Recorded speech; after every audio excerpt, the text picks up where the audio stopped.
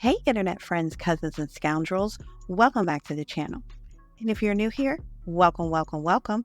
Pull up a chair, honey, and let's have a chat. And since the algorithm really likes it when you interact with the content, go ahead and give it a like and subscribe since you're here. Now I ain't gonna hold you. Let's get right into this.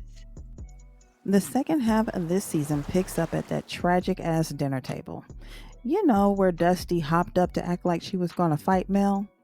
Yeah, we're still there. Now, watching this scene in full was infuriating because it was based on a pack of lies straight from the pit of hell. And look, I'm actually glad Mel let it be known that it wasn't going to be no jumping up in her face. Mel didn't even move out of her damn seat. When Dusty jumped up, practically the whole table jumped up. And Mel didn't even move. She didn't even flinch.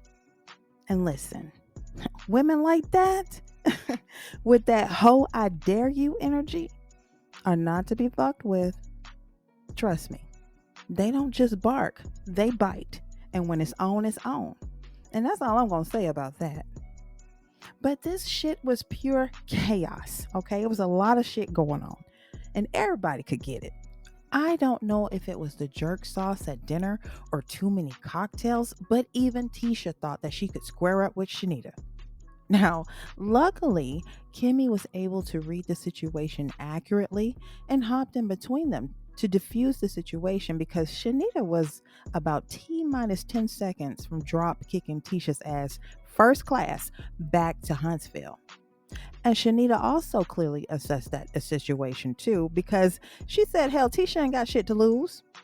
And she doesn't, which is why she took her ass straight back to the van. Now, Kimmy was on her heels the entire time, splaining, but Shanita just told her, hey, look, tell your friend, don't jump in my face again. And that was that. So while the Tisha and Shanita drama was going on, Dusty pulled Sonny aside for a talk. Okay. I guess, Dusty wanted an apology from Sonny, and Sonny tried to give her one, but that wasn't enough. And before they even had a chance to resolve it, Dusty's already storming off. And listen, Mel nailed it when she said that, Destiny's just out here trying to collect moments. Because she is.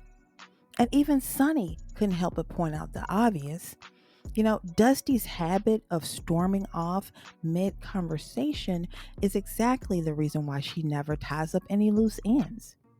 Look, she's expecting people to run after her, and everybody's not going to do that. Now that I think about it, I don't know if that's ever worked out for her, because Mel sure as hell didn't run after her. Doesn't look like Moses ran after her. And we all know that LeBaric didn't, because he's the one that filed for that quick, fast, and in a hurry divorce. So maybe Dusty needs a new tactic to get attention, because the one she's clearly using isn't working. Not at all. Y'all, I ain't gonna hold you. I was annoyed watching this episode. It was the blame game Olympics, with everybody lining up to take shots at Mel. And Dusty got the gold medal. Listen, I wouldn't be surprised to find out she's got an official diagnosis waiting somewhere. I mean, I'm no doctor, but watching her flip like a light switch in one night was wild. 1 minute she's ready to nug if Mel bucked, and not even 10-15 minutes later she's apologizing and hitting her with "I love yous." The shit is berserk.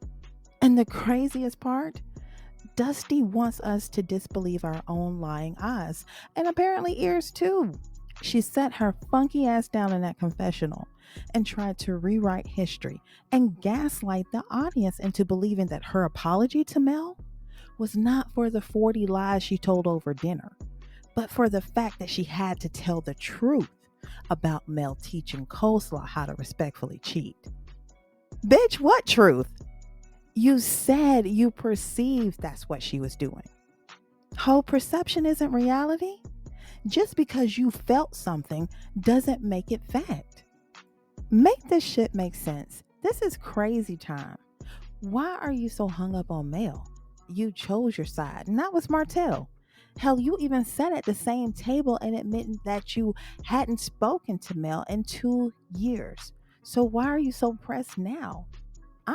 That's scary. Mel has moved on from the friendship. Why the fuck can't you?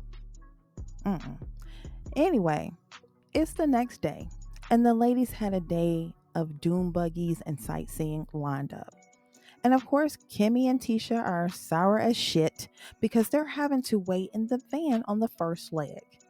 Look, there are only two doom buggies available, and it looks like the tour guides have to drive them, instead of the ladies driving themselves. Mind you, I said that there are only two doom buggies available. So, if Mel and Shanita and Lauren are in one, Kimmy, you feel as though you and Tisha should be on that first run. Why don't you take that up with the non OGs, Stormy and Trisha? You and Trisha need to, wait in the van. That's all you have to say. And let me and Tisha go on this first run. That's the adult thing to do, right? No, instead you want to get your goofy ass in this confessional, talk shit, and complain. That's dumb. Ciao. Anyway, when they get to the sightseeing location, the first thing that Mel tries to do is reset the group, right? Mel is empathetic to Destiny's feelings about Sonny and Moses' relationship, and she even thanks Dusty for reading the text messages at dinner from the previous night so that everybody could have a better understanding. Mel says clearly that the fault lies with Moses and that he was playing both of them. Now, Mel is better than me, okay? Because if a bitch was to lunge at me, I would be done with that hoe. And you get what you get at that point. But you better be smooth when you move because it's up and it's stuck. And I'm too grown to play with you like that. I'm not going to do it, okay? But Mel is different. And she asked Dusty, how she thinks that everyone can coexist and be cool in the same place. And Dusty blurts out, yeah, if they go back to St. Louis. And Mel was like, well, they haven't moved to Huntsville. And Dusty says, well, they are here way too much. He's here more now than when we were together. It kind of makes you think, if those rumors are really true about Destiny calling DeLong that man for being in Huntsville, doesn't it? But anyway, Mel is still clinging to some of the last scraps of hope that this trip can be salvaged and turned into something that resembles even a little bit of fun. She even shares this wish with the group, probably thinking, finally, maybe they'll get back on track. But before she can even finish her thought, Destiny interrupts, acting like she's had, some kind of grand epiphany. She claims that she now understands what Mel went through, with Martell always throwing her pain back up in her face. She's even acting like she's fighting back tears. Girl, what? Say what now? Weren't you the hype man for some of these stunts? Going after Mel's mom at her kid's tennis match and posting pictures of Mel's kids with coleslaw on social media like it was some kind of a joke or something? What do you mean you understand? As if you weren't part of the problem. Look, Dusty is a certified liar. Trust level at 0. She's double-minded, split-tongued, and she could tell me that water was wet and I'd still double check, okay? And for me, the tears are diabolical because you, ma'am, are helping to spread the lies. I just can't with this woman. See, this right here is why Mel is a better person than me, because instead of rolling her eyes so hard they get stuck, she goes in for a hug. Probably as a peace offering, because Mel is over the whole friendship facade. But, I believe she's also not interested in wasting her emotional energy on drama with someone who, let's be real, she couldn't care less about at this point. I think Mel is saying, fine, let's just call it a truce. Not because she believes a word out of Dusty's mouth, but because she's too grown to let a messy, raggedy ass bitch drain her. She knows that beefing with a fool is a losing game, especially with someone as fake as Dusty. A fool who, by the way, couldn't care less about the damage she's caused in her life, right? So I think that for Mel, it's less about forgiveness and more about self-preservation. Mel isn't going to waste her sanity on someone who barely makes the list of people she gives two fucks about. I think it's a power move, and Mel's playing chess. Meanwhile, the second set of ladies finally makes it up the hill, and Mel, in her element, runs over to playfully chat with the island boy. She jokes about how he better not let anybody steal the front seat. And Mel is single, she's flirty, and honestly, good for her. But for some inexplicable reason, Tisha is big mad about this. And she sits her stinking ass in her confessional where she's talking about how it's not okay that Mel is out here flirting while everyone else is expected to sit on the sidelines clapping like they're backup cheerleaders. Bitch, who asked you to clap? You don't have to cheer? The hell? Nobody assigned that task to you. But let's pause right here. Why is it not okay? Mel is single as a dollar bill. Free to mingle, flirt, and yes, even hump around if she pleases. Okay? Tisha girl, if you want to throw yourself on an island boy, go right ahead. Who the fuck is stopping you? Because from where I'm sitting, that's exactly what it sounds like you want to do. And let's not get it twisted, honey. You're grown. Plus, if we're talking about flirty behavior, the whispers from YouTube and these Huntsville streets say that your husband has been out here with a hump now, ask questions later policy. So why the sudden judgment? Tisha, you're projecting, hun, and it's glaringly obvious. If Mel's confidence bothers you that much, it might be time for you to book a session with a therapist and get the help you need to help you reflect on why. But until then, shut the fuck up. Now Mel, thinking she's finally cleared the air, lets herself relax, believing that the peace treaty is signed, sealed, and delivered, honey. Hell, even Dusty got a hug earlier, so surely that chapter is closed, right? Wrong. Dusty takes that hug as an open invitation to drag Mel into yet another round of exhausting conversation. She tells Mel that she was a true friend and insists that there's still some unresolved hurt, claiming it was only last night that she realized how much, she hurt Mel. Really? Now Mel sees right through this bullshit and she says, so you didn't think being friends with my ex, the one making my life a living hell, would bother me? And Destiny's like, well, my issue is that you won't acknowledge my pain, but I acknowledge yours. Oh, this trip isn't really about you, Dusty. I just don't know why you're monopolizing Mel's time like this. But anyway, I just have one question. What pain, Dusty? What pain did Mel cause you? I mean, she backed the fuck up because of the way you were moving. That's called a reaction to an action. Mel even brought up the time that, at Dusty's grand opening that Dusty told her mom to worry about pimping her daughter. And Mel asked her point blank, where did she get that from and why she would say something like that? And can y'all guess what Dusty did? Yep, she tried to sidestep the question by not answering it. But when Mel pushed, she just flat out lied and then doubled down in the confessional with another lie. So again, Dusty, people think you're a liar because you are one. Y'all, Dusty was out here working harder than a one-legged man in an ass-kicking contest this episode.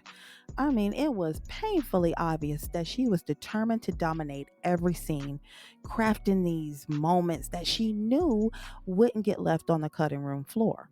But Mel, being the savvy queen she is, smartly cut that combo short because again, she is not going to get anywhere with Dusty.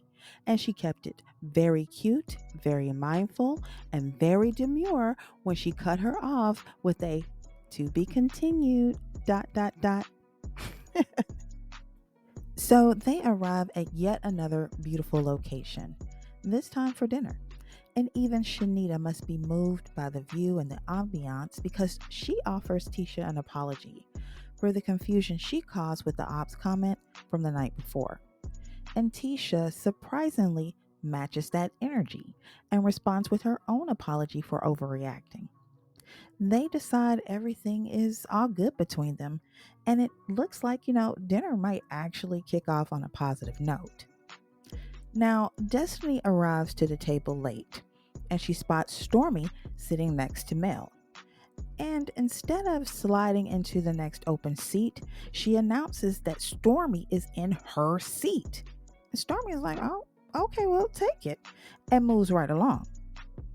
Now, Sonny and Kimmy both get in their confessionals to point out how crazy and needy Dusty looks for wanting to sit right up under Mel at this moment. Like, this isn't a friendship, you know? Mel is just being cordial. And once again, Dusty has proven that you can't even be friendly, with this woman, because she's going to take that kind of gesture as meaning the two of you are BFFs.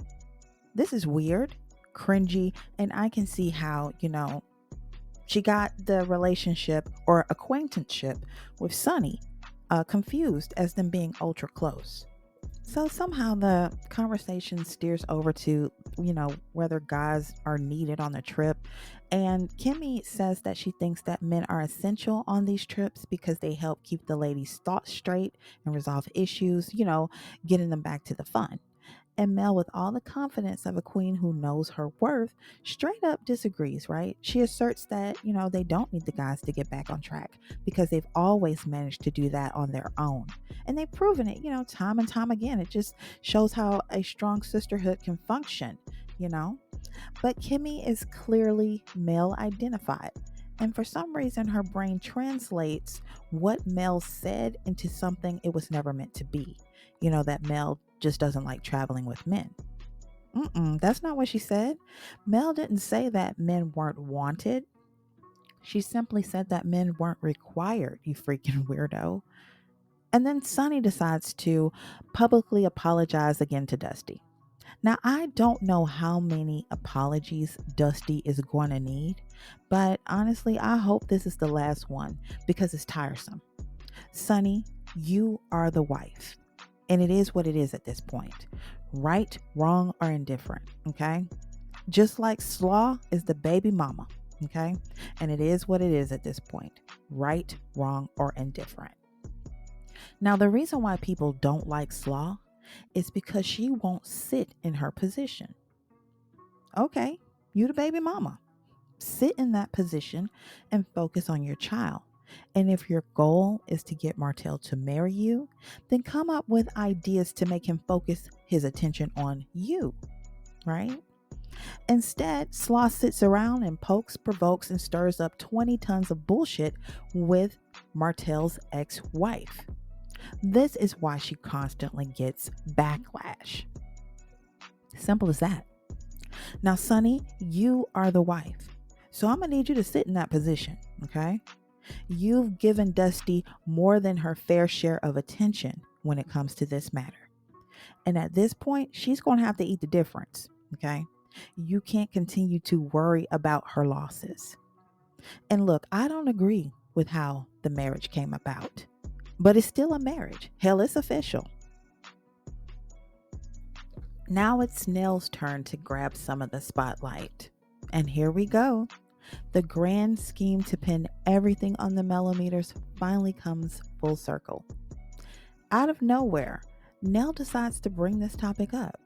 She goes on to say that she spoke to Mel because basically the mellometers hurt her feelings, but she understands that Mel can't control strangers, right?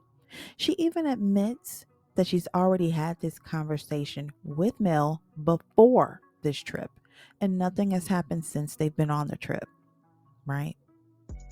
Then Destiny decides to say, well, you can tell them to deactivate. And Nell chimes in and says, but then she'll lose her fans and her money. Excuse me? Lose her fans and her money? Oh, okay. Now we're getting somewhere. Now don't be shy. Keep talking. Because that little remark just peeled back the mask and you showed us exactly where you're coming from. Listen, you can practically hear the bitterness dripping off her words. Sounds like she's been holding that one for a while. But let's break it down. Nels already had a whole conversation with Mel, got the full rundown, and supposedly understood that Mel can't control strangers on the internet. And let's be real here. There's not even solid proof that the people causing issues are actually mellometers, right? Plus, she even admits that nothing has happened since or during the trip. That would even make it worthwhile bringing this topic up. So, what's the angle here, Nell? It's giving manufactured. It's giving forced. It's giving scheme. It's giving bullshit. Okay? If you've already had a conversation and got a clear understanding, why are we beating a dead horse? Mel's already made it clear that she's not out here dispatching her fan base like a battalion. So why are you pushing this narrative? Why? I mean, if you want to bring up random topics now, why not bring up Lexi and y'all's still very relevant relationship struggles? I mean, is it because Lexi isn't on this trip? Well, bitch, neither are the millimeters. Hell, y'all got issues amongst yourselves y'all can discuss, right? I mean, there's plenty of shit around that table that can be discussed that doesn't even have to involve outside people. I mean, if we're going to keep it a buck. But I'm going to say this, okay? Ain't no way a true friend would come at me with that kind of backhanded, under the breath jab, especially after we've already discussed this and reached an understanding, right? Let's be clear. No real friend would choose to double down on nonsense after having had a grown woman conversation that supposedly cleared the air. And they definitely wouldn't blame you for the sins of some internet strangers, right? Nell's true feelings came out in that moment, and they screamed jealousy. The mask slipped, and it revealed a side that, really explains a lot. This hoe is low, and that shit is just low down. It revealed a whole lot about you, Nell. I'm just going to be honest. Mel doesn't need enemies, okay, when she's got so-called friends like this. The real issue here isn't Mel's fans. It's the people in her circle who'd rather see her brought down a peg than cheer her on. So then Destiny says, well, she can tell them to fall back. And Nell says, well, can we honestly say that any of us would do that? Tell people to stop. I'm more, and lose your money. And look, it's the condescending tone for me, right? And then Shanita says, hell nah, I wouldn't say it. Say what you want to. That's what the internet is for. And at that moment, Mel kind of, breaks the fourth wall. And she says, look, y'all, we're on a show, right? We all agreed to be on this show. And with that comes scrutiny. It comes people liking us, disliking us. And with that said, I don't have time to go back and forth with people on the internet, right? She makes it clear that she's not about to do nothing about some people on the internet she's never met. And I will go ahead and add, and if you think she should, then you are a delayed bitch, right? Now, Stormy jumps in with, it's no secret my mama feels how she feels about you. But I've always made it clear on social media, at the reunion, everywhere, that I don't agree with her. Now, hold up. Stormy, you do realize you're talking about your own mama, right? That's someone you know personally, not a faceless fan base. These two things are not the same. So yeah, it's completely fair to expect you to take responsibility for what she says. Strangers? No way. But your mama? Absolutely. Pick up that phone and tell her to knock it off. But check this now. Stormy admits that she's had to tell her own mama several times to chill, and it's gotten her nowhere. So let me get this straight. You can't even control your mama's online antics after multiple conversations, but you expect Mel to control strangers? Total strangers who, might I add, have not even been proven to be Mel's fans? Meanwhile, your mama is a documented menace in these internet streets. Girl, boo. Well, since we're here, let's break this all the way down, okay? Tisha's mom, Wanda, has been out here acting vile, nasty, and saying disrespectful things to Mel, her mother, and even her kids. Marceau and Maurice's brother, same story. Stormy's mom, check. And the best part, all of these people are known, personally connected, and their antics on record. Post, videos, the works. Guess what? You can hold them accountable. No ifs, ands, or buts. Meanwhile, y'all haven't provided a single shred of evidence that a mellometer did anything to any of you. Are we really saying that the entire church congregation that called the city to shut black down is full of mellometers? Huh? Did the Huntsville City Council sign up to be in Mel's fan club? Did they? Are we really saying that everyone who leaves a bad review on Stormy's product over on the TikTok are mellometers? Stop it. And what about the CC who went to Destiny's house and filmed all of her personal items for YouTube content? Was that a mellometer too? Please, can we cut the bullshit? This is not an equivalent, and all of you further prove a point, right? None of y'all can control any of these grown-ass people that you all know personally. So don't expect nothing from some grown-ass strangers. And when y'all are asked to provide the proof that a mellometer is behind something, y'all don't have any proof, right? If they're publicly taking claim for doing something, hell, then post the proof. Every last one of you has a social media account. IG, Facebook, all of y'all have it. TikTok. So it's simple. But y'all don't do that, right? Y'all don't post anything. So as far as I'm concerned, it didn't happen. But again, the same can't be said for y'all's family members because there is documented proof. All I'm saying is hold the right people accountable, right? If your mom, brother, cousin, or anybody in your real life circle is out here wilding, check them, okay? And if you're going to point fingers at Mel, bring receipts, not rumors or assumptions, okay? Like I said, this episode was very annoying, but let's keep the conversation going. Should Mel really be held accountable for the actions of random internet strangers?